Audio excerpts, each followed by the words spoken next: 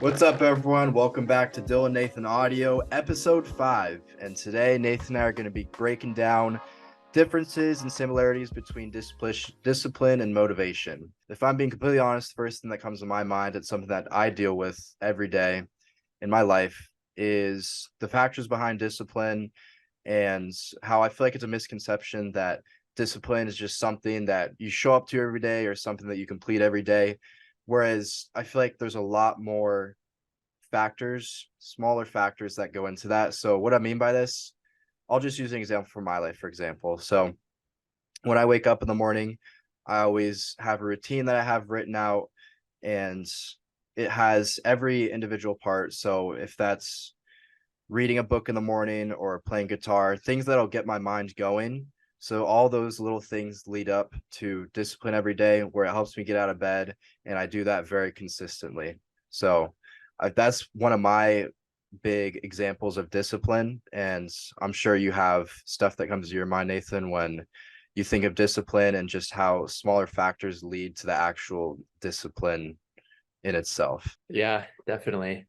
And just kind of what you're saying, where just doing those small things every day. I feel like some people have this misconception that some people are just naturally disciplined and that other people just don't really have it. But it's really a skill that all of us can build. And so with that, the only way you're actually able to build it is by practicing it. So it doesn't just happen randomly. You have to intentionally go do these things every single day, regardless of how you feel. And right now I'm doing this challenge actually called 75 hard. I'm not sure Mhm. if I actually told you about that or not. Yeah, you told me Um, about it. okay. So it includes 75 days in a row, no misses, drinking a gallon of water, reading 10 pages of a book, 2 workouts a day for 45 minutes. And one of those workouts has to be outside, and then taking a progress picture. So, and then also sticking to a diet, no cheat meals. So it's doing that every single day for 75 days. And with that, my personal experience has been that it's super difficult because doing that just for a day or two or three or a week is fine. But then when life comes at you and things are all rattled up, that's where that discipline kicks in. And so there's been so many days where my sleep's not been great. I've got classwork to do, where I just literally just don't want to do it. And it's like, dude, I signed up for this. I'm gonna do it. And it's been super fruitful. And I've reaped a lot of benefit from it. Yeah. I think the biggest things from that, and when you're talking about the first thing that came to my mind was when you have those days where you have a lot more going on than normal, and like you're saying, it also ties into those emotions where it's like, oh, like, it's just some stupid challenge I'm doing. Like, I don't need to actually listen to this. Why don't I just go and get this other stuff done rather than actually trying to do this?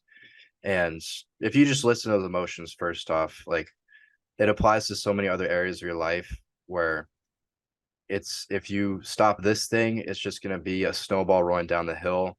Mm, And there's going to be other things where you try and maintain that discipline, but then you're going to think back to that time, or you're not going to think back to it. It's more of like it's more subconsciously working in your brain. Whereas, like, if you stop with this 75 hard challenge, you're going to have that pre-natured response to just quit, and mm. then the next thing that pops up, you're going to quit that, and then it's just going to Yeah. keep going and going and going.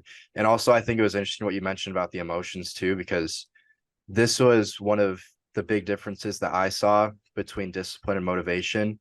Because motivation, my my main source of motivation that I always see are like TikTok, where it's these dudes who have the dark lighting, makes them look like Batman or some shit. Like they're just like They in got the their own music world. Like, yeah, going. they're like fighting the demons or whatever. So it's like that type of stuff that pops up on your TikTok. And this is like when you're scrolling through TikTok, like because whenever you're doing something that when you have free time and you're scrolling through TikTok, so you're looking at this stuff and something like that might pop up and it might be motivating, but you're gonna feel those emotions in the moment, like, damn, like I feel like I could do anything right now, but then you're just gonna keep scrolling and it's like gonna fade away. So you're listening to those emotions. So the emotions are so temporary, whereas discipline, like you were saying, you have to disregard those emotions and just keep pushing forward, and also disregard those ruts that come up in life where it's gonna make you wanna break off from being entwined with that discipline. Yeah, definitely. And then we're talking about that motivation that you saw and that other people just get, and they feel that that is a source of like everlasting energy, but just not. And so, kind of the example I have that compares motivation and discipline is that motivation is fuel for the fire. Mm, So it's like, for example, I like went to fifth grade science camp and we had a bunch of pine needles. And if you put a bunch of pine needles in, the fire went super high. mhm, But then discipline is like the logs. Those are what enable it to keep burning. So mm, then let's say like we put all those pine needles in and all of a sudden those get burned up quick and the fire's out. So what we had to do is get these like logs, these little sticks, and those what allowed it to keep lasting. mm, So it's a difference between those two things. And I think what people fall short in is that they think that motivation is like the log part, but really it's just like the start of it. And mhm. then you got to like begin to like embody the discipline, even when you don't feel like it. And I feel like the best like definition of discipline is just straight up doing things you know you should be doing when you don't want to do them. Right. Um, yeah, That's it. So going back to your example with the pine sticks and the logs, yeah. do you think it could also be interpreted in the way where if we're thinking in terms of discipline, the pine sticks could be the little actions that you do every day to build up to that one big event you're trying to complete. So for example, so your 75 hard challenge, let's say one of the workouts is one of the pine logs and then another workout is another, and then I don't remember the other factors you said, but all those little things that build up to the overarching goal, where the overarching goal is like the logs. Do you think it could be interpreted in that way as well? Because like we were saying before, discipline isn't just a one and done thing. I feel like there's more background things that go into it that actually encourage you to get the discipline aspect of it done. Does that make Hmm. sense? Yeah, I get what you're saying. So I would say that motivation like never builds discipline, but really the other way around. That discipline can build motivation. So Mm, like what you're saying, where like I get these workouts done and I'm seeing the progress. And so I see that, okay, like I'm feeling tired, I'm not feeling like I want to do it, and I do it anyway. And I see myself continually doing it. Then when I'm feeling less disciplined, I see what I did in the past, and I'm like, oh, I was able to do it. So now I have more motivation to actually get these things done. mm, And also just like the fact of doing things when you don't want to and then doing it anyway, it gives this real sense of like accomplishment. And so that also produces this motivation. So comparing it back to the example, I would say the logs, they still produce the fire, right? But the pine needles only produce that like burst. But like the mm. logs, they still have the fire and they're allowed to like have it everlasting. If that makes sense. Yeah, that makes sense. And that just again, this whole thing reminds me of a quote that I had written down. So I'm Dude, gonna let's hear get it. Let's yeah, hear yeah. it. The Okay. quote I had written down was motivation is doing what needs to be done when you want to do it, whereas discipline is doing what needs to be done when you don't want to do it. And again, Mm, that's just the overarching theme with all this. So literally that quote was just flipping around two words, but it makes such a big difference because yeah, again, motivation, you're letting your emotions do the whole work. So it's whenever you want to do something. So if you just got back from class and you're trying to be better about going to the gym, but you're really tired and you let that tired take over, whereas opposed to if you had discipline and you're tired but you hold on to that thought of the long-term goal where you reach the body goals that you want to have or like the goals that you want to meet in general, then that's just going to go way further measures than if you just listen to your emotions and just follow that motivation route. So definitely. I think like the big thing too that I feel like we partially covered right now is just motivation is a lot more short term, whereas discipline is more long term. Yeah, definitely. And then kind of tying that into a lot of things too, is like discipline is very universal for many things. So if you're disciplined at the gym, it's easy to translate that discipline into schoolwork or something else. And so it's never lost. And then just like examples I kind of have in my life is like those two things, just like being disciplined with my workouts and then in school, like they both like play hand in hand in each other. And they allow me to um, just have that be built up. And also something that I wanted to touch on too. So I think because discipline, again, going back to it's consistent. But I think it's important to keep in mind that just because you're a disciplined person doesn't mean that you can't live a balanced and healthy lifestyle. So what I mean by this is, Mm, like, let's say it's a new semester at college and you're taking on a lot of new roles, or you're picking up a new job or whatever. It's going to take a lot more time to get used to the rhythm or the routine of doing all this stuff. So you might have to cut out other things, but I think it's really healthy if at some point you learn to adapt and bring back those other things that were also essential pieces to your life. So this could be like friendships, or if you play sports. So for me, for example, I took on a lot more roles that were school related this semester. And as of right now, I've slowly been getting back into that situation where I can start going back to lacrosse, or I can start going to social events, or just hanging out with my friends more, like whatever, like just doing more social related stuff compared to school stuff. So I think it's important to realize that it's okay to take breaks from things that you hold in value when you're starting to take on other new things that are also going to benefit you. Because dude, discipline, definitely. it's about consistency, but it's also about still figuring out what works best for you to keep that healthy lifestyle. Yeah, 100%. And then I think that kind of brings up this kind of point between grace and law. So kind of elaborating on that, like the law would be what you say you're gonna do, you act on that, and then if you don't do that, there's consequences. And then grace would being, let's say you have something that you want to do and you told yourself you do, but you didn't quite get to there, would be being like, okay, I didn't do it, I acknowledge that, but then I'm gonna pick myself back up and then reevaluate and see where I'm gonna go from there. And so I think people kind of go too far in that discipline aspect where like it kind of runs their life. And that's like not very healthy because it really just controls you in a sense. And I feel like I've been there a few times in my life. And just being able to learn that grace aspect where I know I'm on like this right track, but then when times are tough and just things don't go quite the way I want them to be, um, instead of just like getting totally derailed, just being like, okay, it didn't quite go to plan. Let's see what else there is next. And then also, just with like having this balance, that's also like a discipline in itself because being able to like balance these Definitely. like tasks that you have to do, but also having this like fun time and social time and sleep, that's also important, not just like part of living life. And so right now I've been super busy just with like academics and doing my 75 hard and just being acquainted to a new school.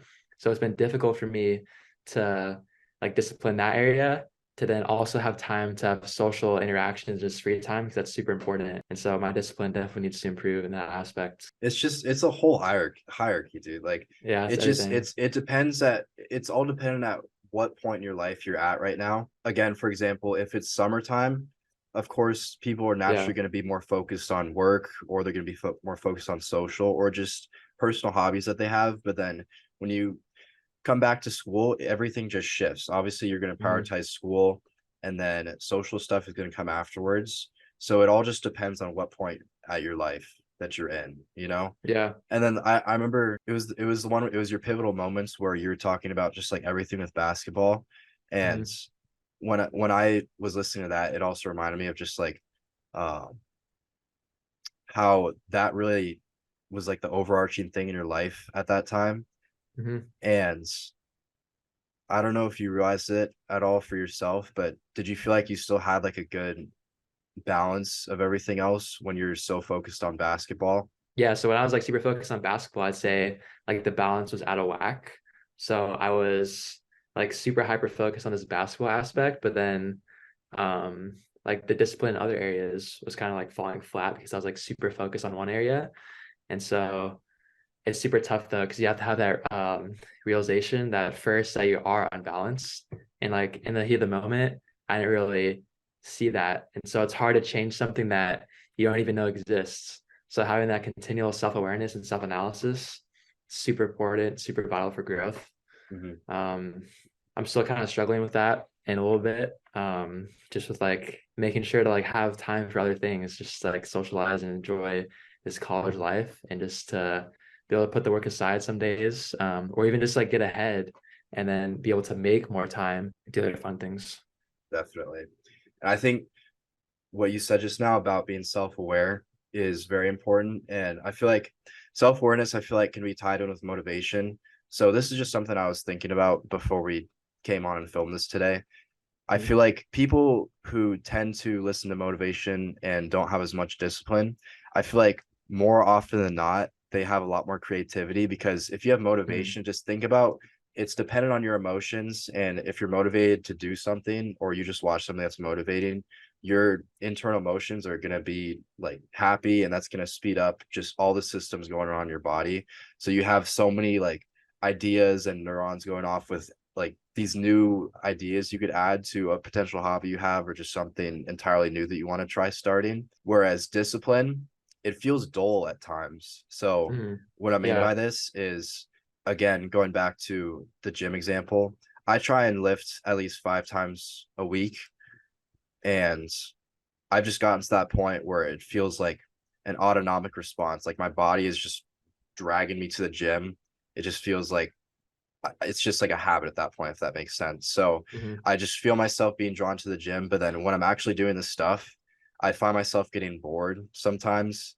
So Mhm. I have that discipline where I keep doing it, but I don't feel myself all that enthusiastic about it, and I don't feel that Mhm. creativity aspect.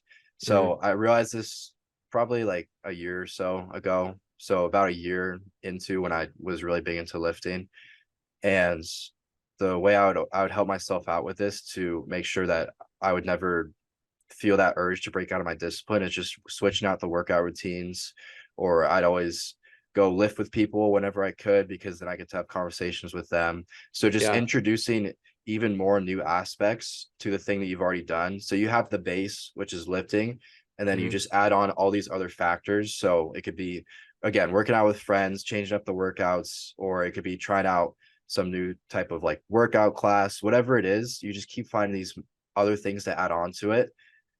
And I feel like that's the big thing that'll help you stay disciplined. So again, the motivation is really emotional based, and you might have good ideas in the spur of the moment. Whereas discipline, it starts out as very dull, and then you add stuff onto it where it keeps you engaged with it. Adding stuff on aspect. I think it's super important. Just like accountability as well. Because like if you're going with someone else, that means let's say like both of us are going to the gym together, and let's say I don't want to go. That means like I missed the gym, and so I'm accountable to that. And Yeah. so that's super good. And also just like intentionality as well.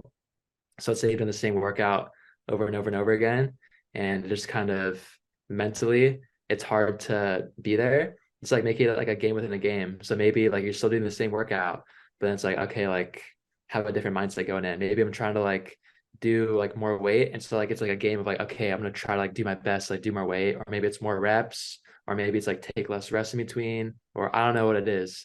But people can get creative with that and have more intention behind this discipline, so kind of add some more pine needles into those Yeah, logs because, definitely. dude, it's really hard to just like always just have no motivation. Um, and it kind of gives it like And more of that like spark.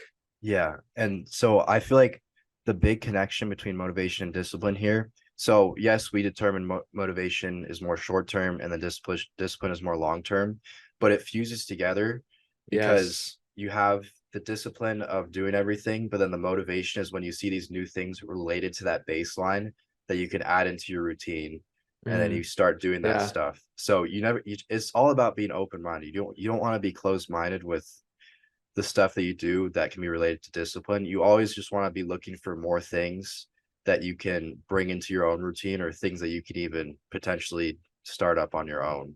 Like, what do you think like really fuels that like 3 a.m. motivation? Like, why is it that so many people have this kind of epiphany in the moment where it's like, oh, things aren't going well, and all of a sudden like they get this burst, and then If people don't they're follow through, and it's just the same if cycle. if you're in like your simp hours, like if you just got broken up with a boyfriend or girlfriend, like if you I think, no, but like no, like in all seriousness, Yeah. I think people really start to feel that motivation when they're fed up with negative emotions dictating their life. Mm. So, and I can say it's from personal experience. I've been, of course, and I'm sure you've been to that point too in your life where you just feel so beaten down that you're tired of taking shit from other people, and Mm. you just want to you're so used to that feeling that it doesn't affect you anymore, and you just want to pivot your life in a different direction, you know? Hmm. So I feel like when you don't have any positive things going on, you're gonna naturally just start reaching out to people or like trying to find new things that are going to point you in a different direction.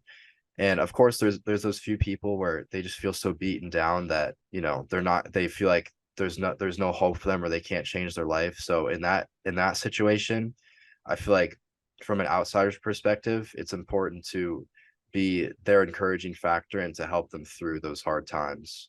Hmm. Because some people might just have one really negative point in their life, whereas other people might have multiple negative moments in their life. So I feel like when you have that initial really dark moment in your life, I feel like that's going to be the hardest to pivot and go back in the right direction. Whereas if you've had multiple experiences of like negative points in your life, then you can recall that information from the first time and be like, okay, I've gone through this before. How is this situation different? What is similar about these two things, and how can I move forward from here? And then just kind of rephrasing and summarizing that, it seems like when people hit this very like low moment in their life and they realize they get that self-awareness where it's like, man, things could be better. And like, what can I do about it to change the situation is where that motivation kicks in. That's what you're saying. I think it's good to close it right there. Thank you for listening to our first virtual podcast in our Thanksgiving dinner style version. Woo! We appreciate you listening and hope to catch you next time. Solid DNA.